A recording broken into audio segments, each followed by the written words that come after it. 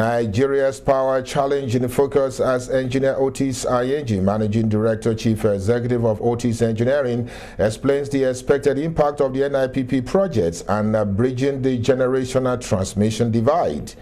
Sweeping institutional changes at the national, regional, and global level can help women reach their economic potential and make the expected contributions. Senator Nkechi Nwogwu speaks on these and more, as well as her experience at the National Assembly.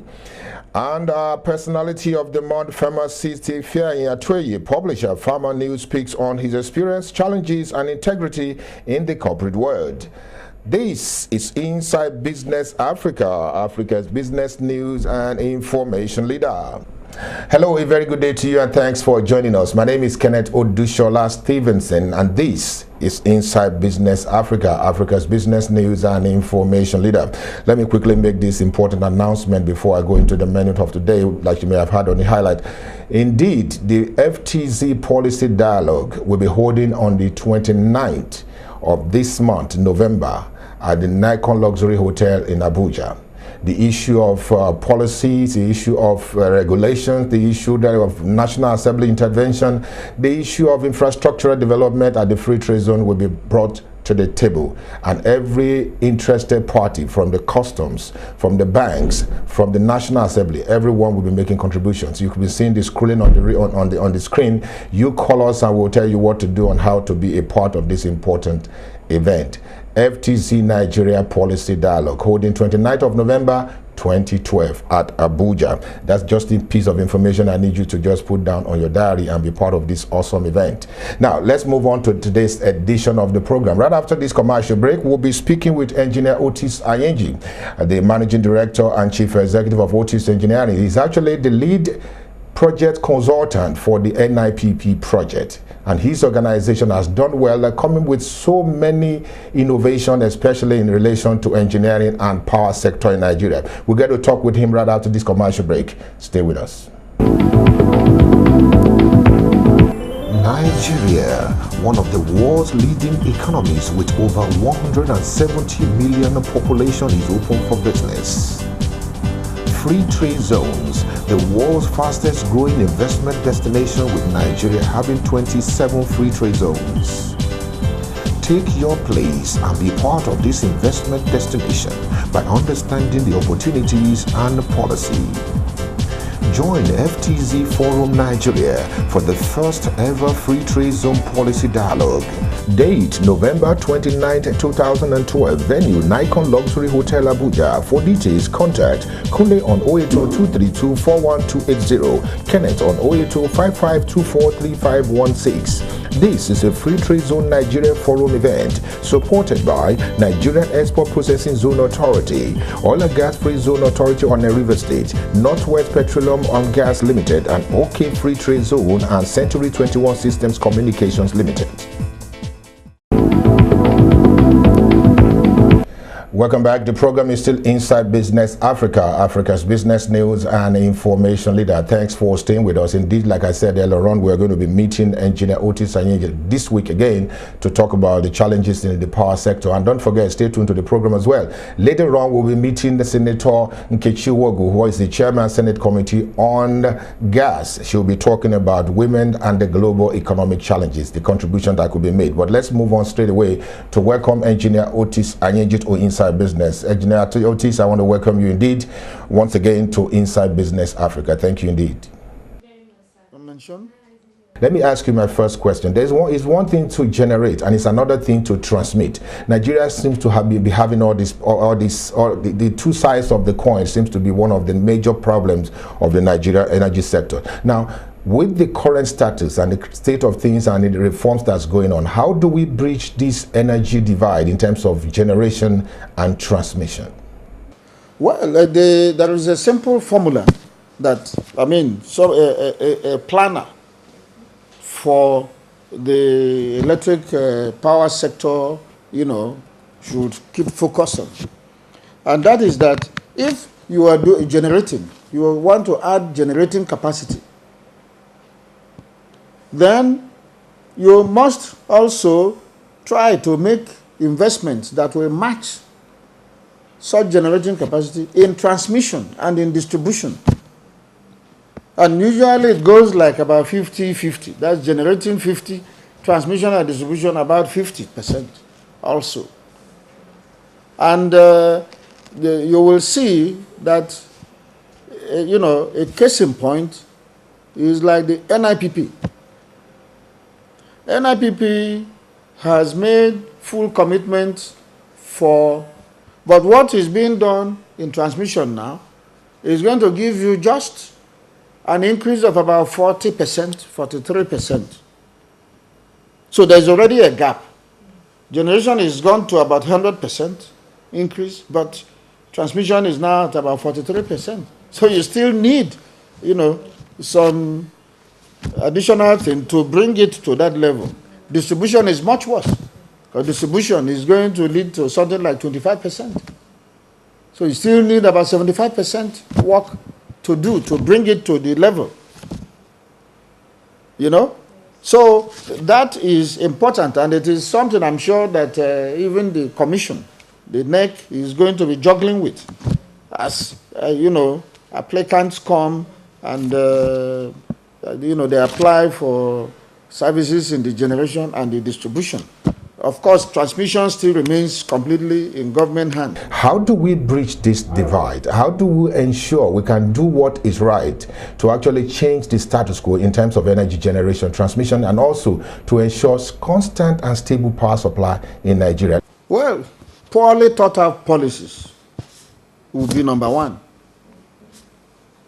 because we have not evolved policies that would look at the entire requirement for the establishment and operating and maintaining a sector. For example, all the work that is being done in the electric power sector in Nigeria is done on the basis of inputs and components that are manufactured elsewhere. That in itself cannot be sustainable.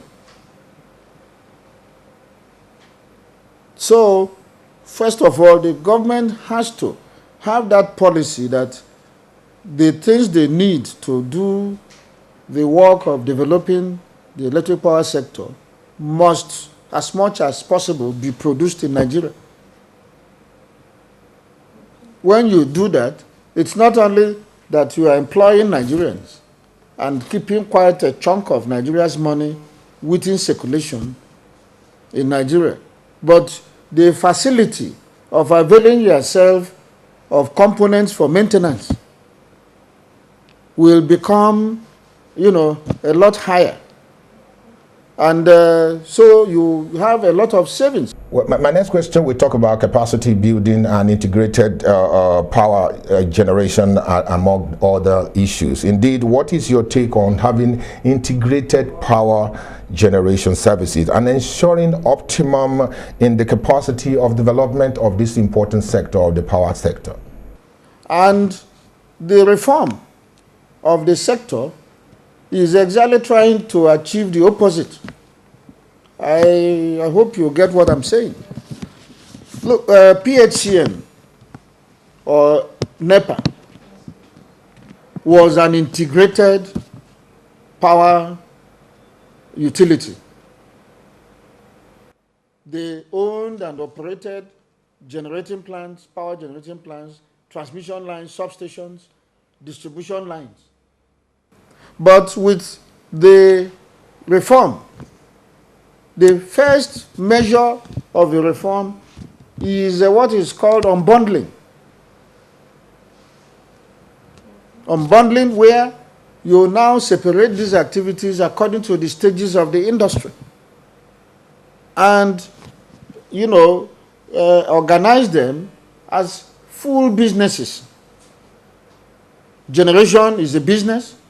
It's a company. It has its board and management, and they do their thing and just market their product to transmission companies or distribution companies.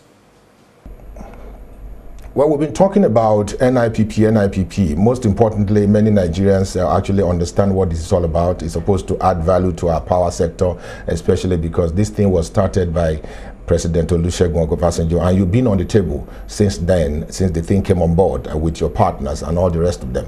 There has been some increase in the level of power generation transmission in the country in recent times. Some people will have power for 6-7 hours, and that could be attributed to many things, but we will not be able to say what it is.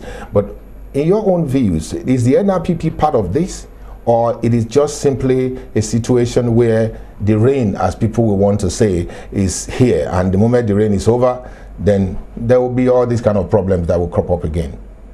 No, actually that's a bit of a mistake. The rains that fall here really don't have much effect on our power generation.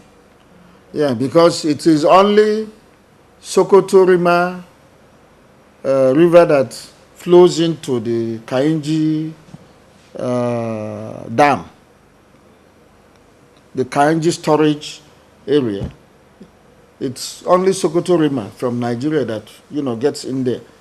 The much of the flood or water from the other rivers are downstream. Does this come after the dam? So they don't have much effect here. The flooding or the rains that have effect on our dams are like the ones coming from the source of the Niger, the area where the Niger comes from. And their rainy season is not exactly our own rainy season time. And it takes quite some time for the water from that source to travel down here. It takes maybe about 6 months. So it is perhaps about now, about November, that we'll be expecting, the flood from upstream, Kainji, to get in there and then, help in building up the water level to what it optimally ought to be. I hope you're getting what I'm saying. Yes, sir. Yeah, so that is the situation. Engineer Otis, I want to thank you very much indeed because we decided to bring you back because we know that you are a very important source, especially when it comes to the NIPP project and also the power sector. Recently, you were doing something in the desert. We'll talk about that in subsequent edition of the program. I'm hoping you will be able to talk with us also. Some of the things that the Nigerian Society of Engineers, yourself and your organization are putting together. You also have the Katsina stuff, and then we'll try and see what we can do about talking about it in the subsequent edition of the program. But for today, Engineer Otis Ayenji, I want to thank you very much indeed for being a part of Inside Business. Thank you. Welcome back. My next guest is a distinguished senator of the Federal Republic of Nigeria. She's been at the National Assembly for upward of 10 years. She was in the House of Representatives, and she is also currently a two-time senator of the Federal Republic of Nigeria. In the 6th Assembly, she was the chairman Senate Committee on Banking, Financial Institutions, and other related matters. Today, she is the chairman Senate Committee on Gas. Very powerful committee indeed. Talked about the oil and gas sector in Nigeria. But we'll not be talking about power and also energy and gas. We'll be talking about women as the dominant factor in economic development of nations. I want to use this opportunity to welcome Senator Nkechi Nwogu to Inside Business. Thank you, madam, for joining us. Thank you. Distinguished Senator, you have a long history in the corporate Nigeria, and also globally you have actually participated in some major corporations in Nigerian decision making. But for Nigeria, most importantly, you've been in the banking sector and you've done quite well. What will you attribute your rise to this current state in Nigeria? It's very real. From the bank manager to the Senate to House of Representatives and all of that combined, you must have had some attributes that's so unique that other women can take away from you. So what will you attribute this rise to? Well, first of all, because I'm a woman, women are dogged and more committed to whatever responsibilities they are assigned to do. And of course, God has been with me. And also with other women who have done well in the corporate world.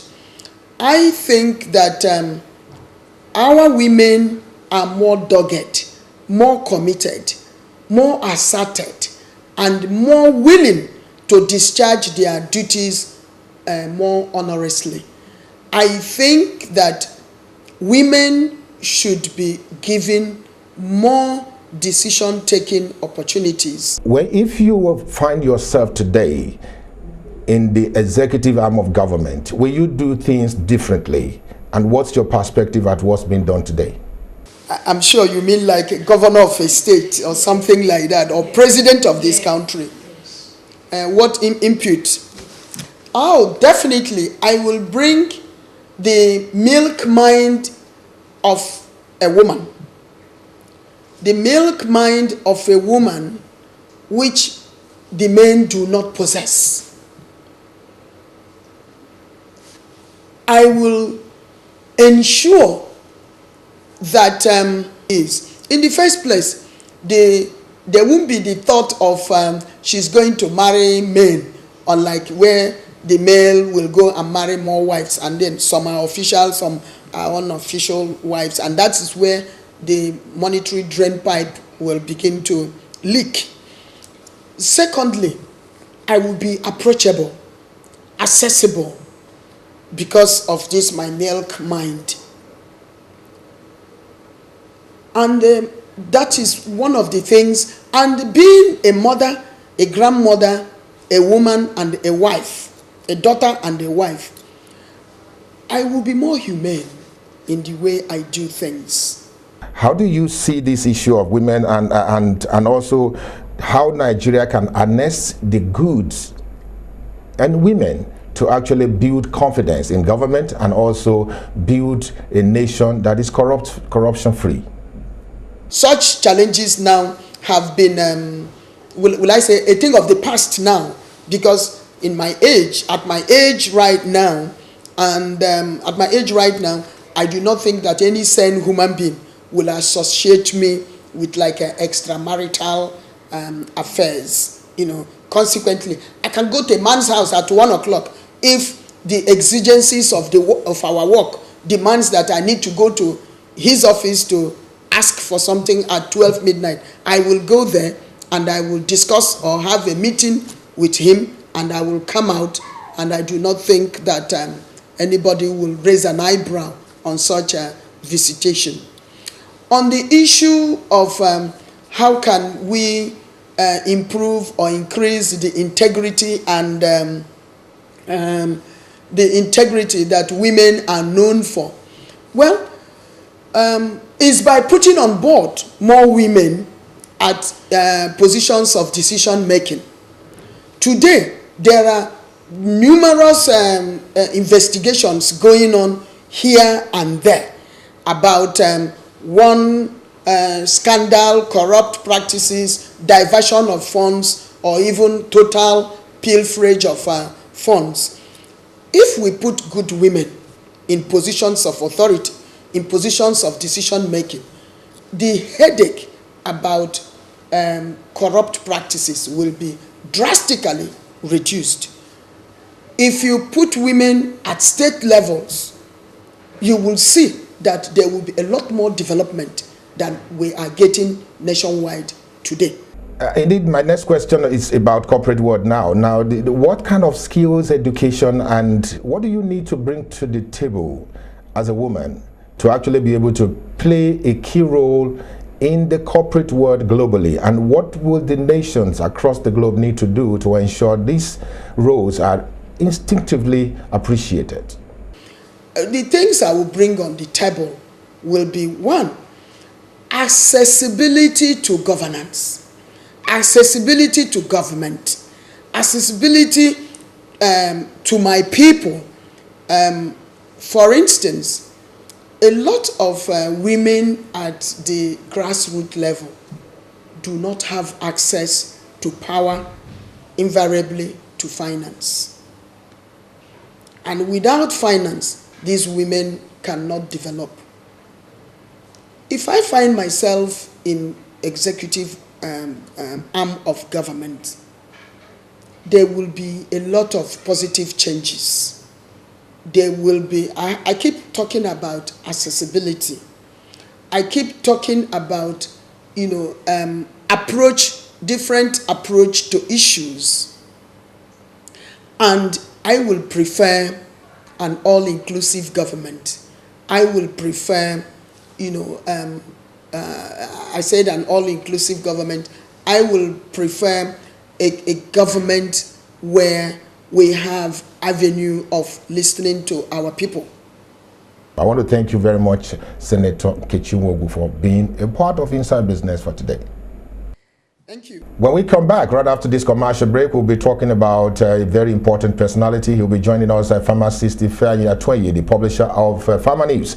He's been doing this for over 30 years. As a matter of fact, he's over 70, and actually he's an industry mouth when it comes to the pharmaceutical sector and the health sector in Nigeria. We'll talk with him in a very short while, but let's take this commercial break. When we come back, we will talk about this man that has made it as our personality of the month.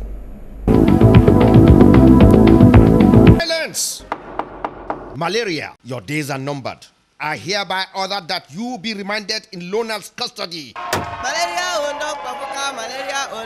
True talk, malaria don't pafuka with Lonart, but you must be able to identify your original Lonart drug. Now, with mobile authentication service, you can confirm if your Lonart drug is genuine. Simply scratch the back panel attached to your pack to reveal set of unique numbers. Text the numbers on the scratch panel to 38353. Receive an instant SMS reply confirming the authenticity of the Lonart drug. SMS text is free and available to all networks. Ensure you send the text to 38353 at the point of purchase to confirm the Lonart drug is genuine. Available now on Lonart DS packs only. Report fake Lonart to NAFDAC immediately with number displayed on your phone. Lonart, effective ACT for malaria treatment, is marketed by Greenlight Pharmaceuticals. Welcome back. Pharmacist Ifeanyi Atuenye, the publisher of Pharma News, is a personality of the month. I would like to clap for you because honestly, you have done very well as a publisher and a professional. And indeed, for over 30 years, you've been publishing this important journal, Pharma News. It goes around the world, it goes around the corporate world, and also the operators in the sector appreciate you. I want to welcome you to Inside Business, and let's take a look at your life, your contributions, and more. Thank you very much. Well, indeed, let me ask my first question. Let's look at let's actually take it from your biography. So how did you come here, really? Talk briefly about yourself. Thank you very much for your question. First, I believe that anyone created by God has somewhere God wants him to be, the direction he should go, the contributions he should make. We all have an assignment. In my own case, I believe strongly that I hit the assignment God wants me to do. He wants me to make this contribution. And that's why I'm happy doing it with all my heart today. You have built a conglomerate of a publishing house over the years. You publish journals and also the publication, which is Pharma News, for about 30 years. Indeed, I wouldn't know how you find yourself here because as a pharmacist, it was expected that you'll be practicing or what have you, but you're here. Are you here by accident or something drove you into publishing and today you are happy for it? And the experience I had drove me mad. That was time when people were dying in hundreds. In fact, I was in a place called Abreba. It's present Abia State.